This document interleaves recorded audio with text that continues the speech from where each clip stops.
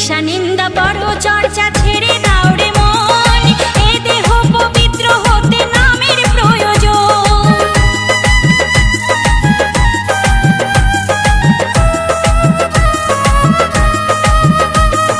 হিংসা নিন্দা বড় চর্চা ছেড়ে দাও রে মন, এ দেহ পবিত্র হতে নামের প্রয়োজন। গোপাল বলে চলো একবার বৃন্দাবনে যাই, জীবন ধন্য হবে ভাই হরিনামের মহিমায়, জীবন ধন্য হবে ভাই